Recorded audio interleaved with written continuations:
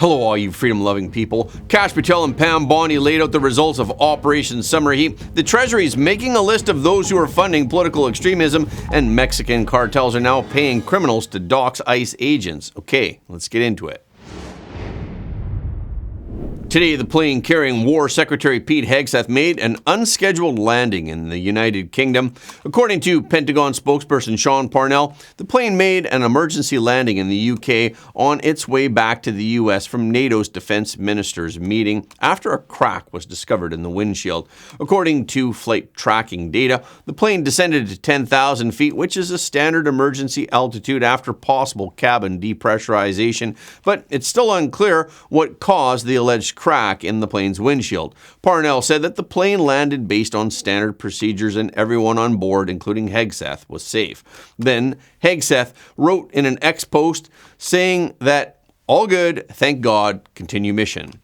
The incident came after just weeks ago when a hydraulic issue forced President Trump and First Lady Melania to make an unplanned transfer from Marine One to a support helicopter while traveling to Stansted Airport in England.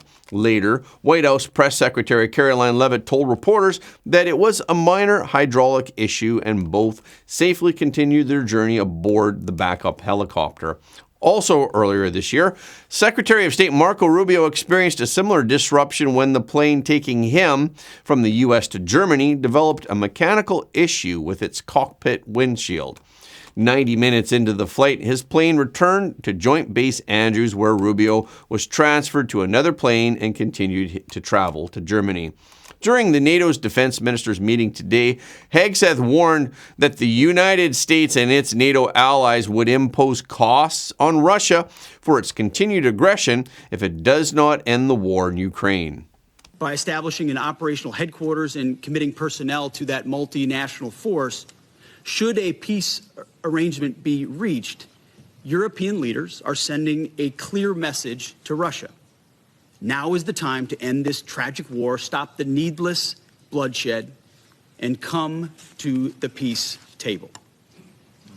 Now, if this war does not end, if there is no path to peace in the short term, then the United States, along with our allies, will take the steps necessary to impose costs on Russia for its continued aggression. If we must take this step, the U.S. War Department stands ready to do our part in ways that only the United States can do. Hegseth made clear what would be the most deterrence against Russia. We remain clear-eyed about the fact that the most effective deterrents to Russian aggression are, number one, a lethal, capable, and European-led NATO, and number two, a combat-credible Ukrainian military able to defend itself and thereby continue to deter Russian aggression along NATO's border. Again, peace through strength. Hegseth also said during the day that firepower is coming to Ukraine. And Mark mentioned it, firepower. That's what is coming, we expect and is coming from NATO. And it was a historic summit just a couple of months ago, brought about by leadership of President Trump to say we need our allies to step up. And they did, and they have in those commitments. Now those commitments will soon translate into capabilities, which is the most important aspect of it. And one part of that, of course, is Pearl, is the initiative where European countries buy U.S. weapons, transfer to NATO for the fight in Ukraine to bring peace to that conflict. And if there's anything we've learned under President Trump, is the active application of peace through strength. Yes. You get peace when you are strong, not when you use strong words or wag your finger. You get it when you have strong and real capabilities that adversaries respect.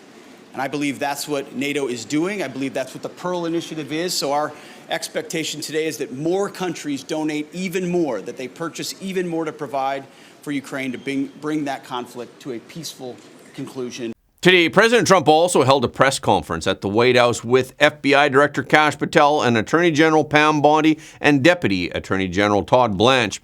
President Trump started the conference by talking about the latest achievements through the crackdown on crime operations by the FBI and the DOJ. Kash Patel also laid out the results of the summer heat operation. The results include 8,700 arrests of violent criminals, 2,200 firearms seized, 421 kilograms of fentanyl seized, and 2,100 indictments. Patel also mentioned that they found and located 5,400 children. 5,400 children. That is a 30% increase. In China alone, we've had over a 50% increase in espionage arrests alone and prosecutions. In Iran, we have had a 50% increase. And in Russia, we've had a 33% increase. To date, the FBI has seized 1,900 kilograms of fentanyl. That's enough lethal doses to kill 127 million Americans alone. And Todd Blanche gave examples of what Operation Summer Heat has actually accomplished that will apply to everyone. Thank you, Mr. President. So this is a great day, and I think there's stats that the director talked about which are important, but I want to give two examples of what Summer Heat has done that actually will apply hopefully to everybody in this room. The first is for over 4 years during the last administration, there was a hotel in a town, the middle of a town in Alaska, that was being run as a drug den. There were over 1,000 calls to 911 over four and a half year period. There were multiple violent crimes, drug dealers, overdoses, and murders at this one hotel, ruining a community. Summer Heat went in there. It's not only arrested all the participants that were controlling the hotel, but seized the hotel. The Department of Homeland Security, the DHS, said yesterday that it uncovered credible intelligence that Mexican cartels are offering bounties for the killing of U.S. law enforcement officers and officials. The intelligence comes from multiple ongoing investigations that target cartel networks in both the United States and Mexico. Based on the intelligence, cartels are running a bounty system in which they offer bigger payouts for more violent acts. According to the DHS, Mexican cartels are feeling the pressure now. So after years of using cities like Chicago, LA, New York, and Atlanta to move drugs, they're now calling on their allies in the United States to strike back with violence and intimidation. So what are they asking for, and how much bounty do they offer? For intelligence gathering or doxing of federal agents, including taking photos and gathering information about their families, they offer a payout of $2,000. And for kidnapping or non-lethal assault on immigration and customs enforcement or custom and border protection agents, they offer up to $10,000 payment. And the assassination of high-ranking officials could see payments of up to $50,000. In response, the DHS emphasized that ICE officers, like anyone else, simply want to return home safely to their families each night. The DHS warned that anyone who doxes, threatens, or assaults them will face prosecution to the fullest extent of the law. Secretary of Homeland Security Kristi Noem also wrote on X that Facebook has removed a large page that was being used to dox and threaten ICE officers in Chicago. Federal investigations also reveal that criminal groups, including members of Chicago street gangs that are linked to the Latin Kings, have set up networks of armed rooftop spotters to track ICE and CBP officers. The DHS also blamed Antifa for aiding and assisting these criminal groups with organized protests to block federal operations in Portland and Chicago.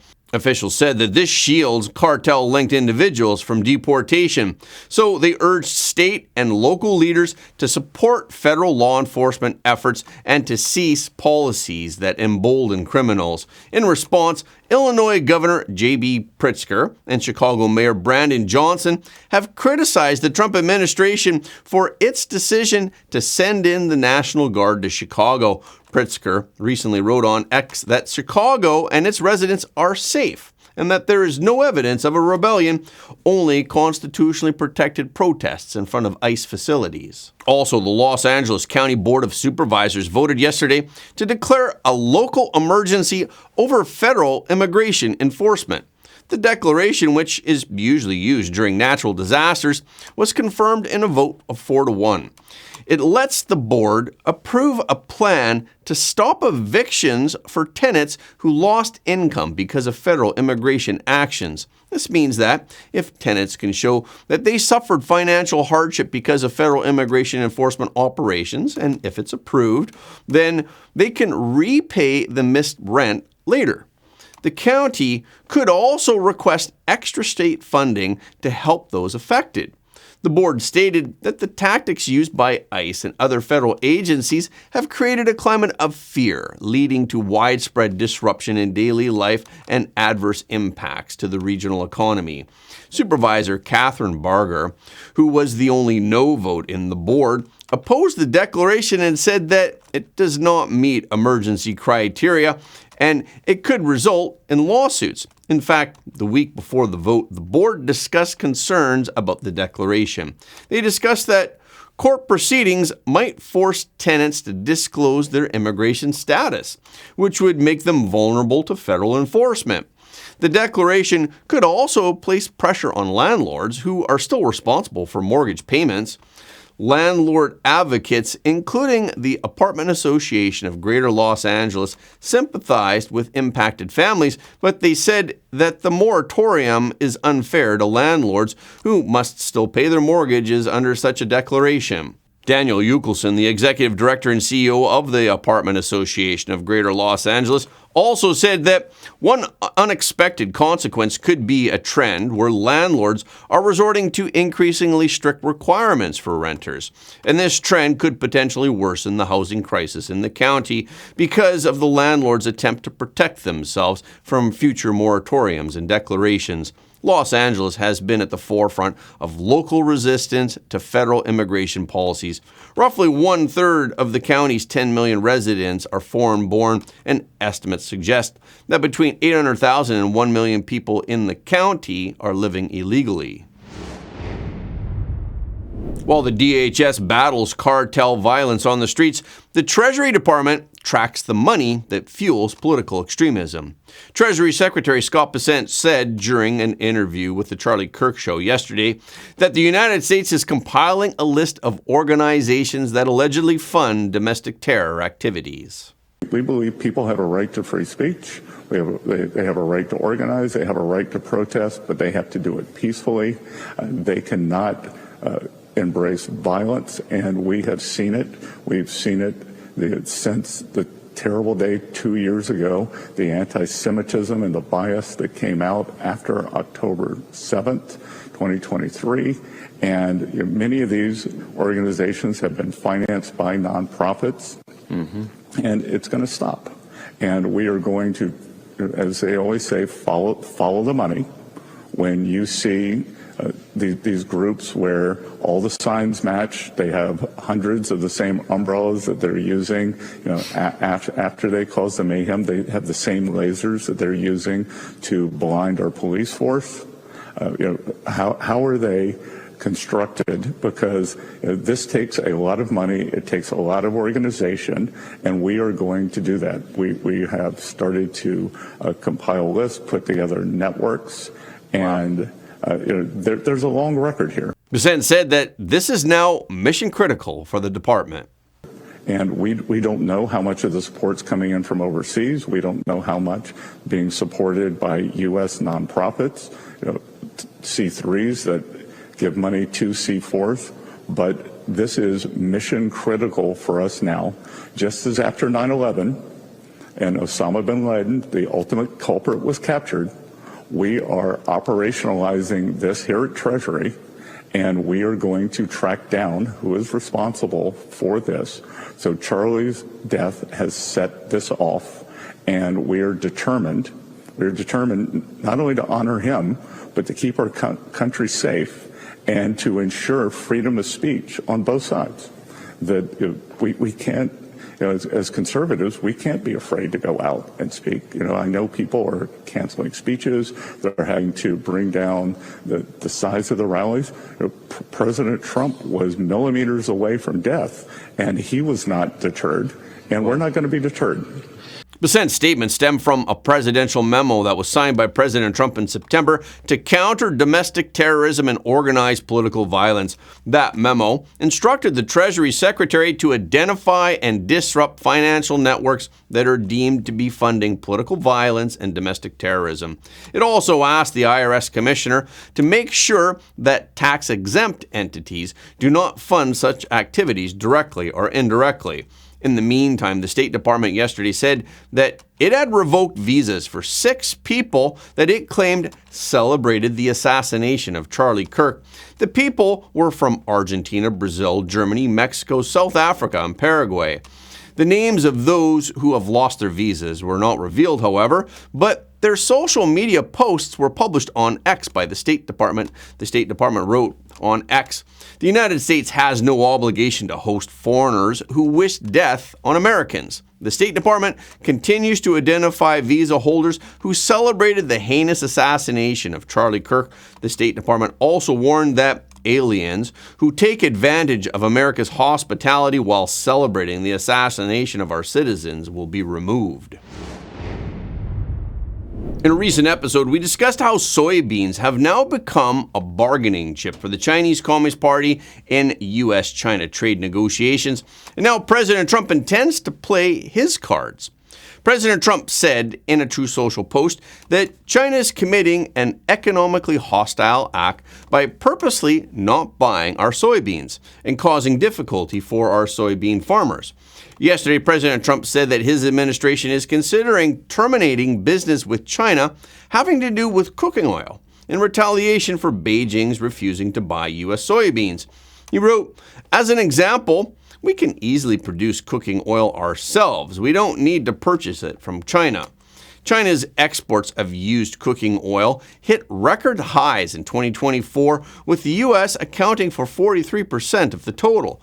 But China definitely needs to import soybeans. If not from the United States, China has turned to purchasing soybeans from South American producers.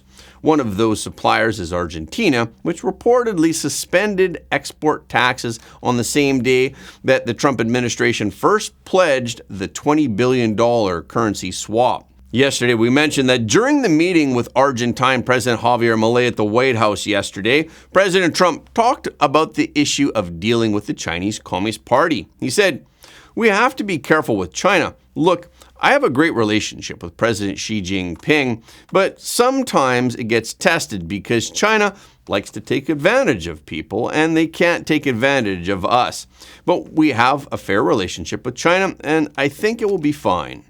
In addition to seeking countermeasures against the Chinese Communist Party, the Trump administration has announced policies to support farmers. At the same time, the United States is also seeking alternative markets outside of China to help farmers spread risk and reduce losses. According to the U.S. Soybean Export Council, during the trade delegation visit that was co-hosted by the council in June, Vietnam's Minister of Agriculture signed a memorandum and understanding to purchase over $1.4 billion worth of U.S. agricultural products, including soybeans. In recent days, everyone's attention has been focused on the Middle East. The news that the governor of California signed a bill, SB 518, to establish the Office of Descendants of American Slavery has not received much attention. In addition, Governor Newsom signed legislation on Monday allocating $6 million to the California State University system to develop methods for verifying the ancestry of individuals who are claiming slave ancestry, thereby identifying themselves as descendants of enslaved people. Regarding SB 518, a flood of criticism has erupted online. Critics argue that establishing a new state-level reparations agency is ill-advised at a time when California faces a massive budget deficit and teeters on the brink of bankruptcy. The state's fiscal year 2025 to 2026 budget totals approximately $310 billion, while last year's deficit soared to $68 billion. Some argue that when California joined the Union as a free state in 1850, it had neither slavery nor plantations, nor any of today's California residents descendants of slave owners. So, why should people who never owned slaves pay reparations to people who were never enslaved? Some ex-users also argue that Native Americans and Chinese indentured laborers suffered higher death rates in California than in any other U.S. state, and that if compensation is to be provided, it should begin with their descendants. Others also worry that if reparations are actually implemented, descendants of slaves from other U.S. states might flock to California. Some opponents argue that those affected by the fire have no money or homes, yet those impacted by slavery receive compensation. This is absurd. The California Legislative Black Caucus, which supports the bill, praised Newsom for leading the way among U.S. states in establishing a lasting institutionalized pathway to achieve systemic and economic equality. However, Newsom also vetoed several bills related to slavery and racial issues, indicating that he remains cautious about advancing such legislation. This offers some comfort to opponents whose fear appears unlikely to materialize anytime soon. One of the vetoed bills was AB 7, which attempted to require California public and private universities to prioritize admission for slave descendants. In his response, Newsom stated that these institutions have the authority to decide whether to offer admission preferences, rendering the bill unnecessary. The second bill that was vetoed by Newsom was AB 57, which required reserving at least 10% of the California Dream for All program funds for enslaved descendants. Newsom stated that this reservation practice carries legal risks that could jeopardize the California Housing Finance Agency's access to the federal mortgage market. Additionally, data from the agency's down payment assistance program indicates that African American participation rates have already far exceeded those of other ethnic groups among California homeowners. The third bill that was vetoed by Newsom was AB 62, which would have provided equivalent compensation to descendants of victims of racial discrimination and land seizures. Newsom vetoed the bill, citing California's current financial challenges and unfavorable economic relation with the federal government. AB 742, which sought to add descendants of enslaved Americans to the list of groups that are eligible for expedited professional licensing, was also vetoed by Newsom. The Department of Justice announced yesterday the seizure of $15 billion in Bitcoin from a vast so-called pig butchering network, calling it the largest forfeiture action in U.S. history. The asset was tied to Chen Zhe, a Chinese-Cambodian kingpin who is accused of running a criminal empire fueled by human trafficking and modern-day slavery. The asset seizure is part of a broader criminal investigation into Chen and his conglomerate called the Prince Group. Prosecutors said that the Prince Group is a Cambodia-based business empire that masked one of Asia's largest transnational fraud and human trafficking networks. Chen founded the Prince Group in 2015 and personally oversaw its expansion. The operation allegedly lured workers through fake job postings, then it held them captive in heavily guarded compounds where they were forced under constant threat of torture to commit online scams. The compounds operated brutal forced labor camps with barbed wire, high walls, and no escape. Inside the compounds, hundreds of trafficked workers were beaten, watched, and forced to run massive phone farms, which were filled with thousands of devices that were used for fraudulent investment schemes. One branch of the Prince Group, which was operating from Brooklyn, New York, allegedly laundered millions of dollars that were stolen from more than 250 American victims. Officials said that the Prince Group operates dozens of business entities in more than 30 countries. The criminal indictment that was unsealed yesterday in Brooklyn federal court charges Chen with conspiracy to commit wire fraud and conspiracy to commit money laundering. If convicted, he faces 40 years in prison. Chen, who was born in China but is believed to hold multiple citizenships, is still at large. The FBI is seeking information on his whereabouts. FBI Director Kash Patel and Attorney General Pam Bondi both reacted to the news, while Kash Patel said that Chen ran a worldwide empire built on forced labor and money laundering. Pam Bondi called the DOJ's action one of the biggest takedowns ever against human trafficking and cybercrime. And in parallel with the DOJ's action, the Treasury Department and the UK Foreign Office imposed coordinated sanctions on 146 individuals and entities that were linked to the Prince Group network. The Treasury also finalized a rule that cut off the Cambodia-based Huawei One Group from the U.S. financial system. The Huawei One Group is a major financial service conglomerate. Officials allege that for years, the Huawei One Group laundered proceeds from cryptocurrency scams and cyber heists on behalf of criminal actors who were tied to the Prince Group. The Treasury explained that the so-called pig butchering scams that were run by the Prince Group were a form of investment fraud that first emerged in China. In such schemes, scammers cultivate online relationships with victims, sometimes posing as romantic partners, before convincing them to invest in fake cryptocurrency trading platforms. The butchering comes when the scammers disappear while they take every dollar their victims have invested. British Foreign Minister Yvette Cooper said in a separate statement, "The masterminds behind these horrific scam centers are ruining the lives of vulnerable people and buying up London homes to store their money." UK sanctions specifically target Chen and his key associates. The sanctions also freeze any of their assets under British jurisdiction and prohibit them from traveling to the country.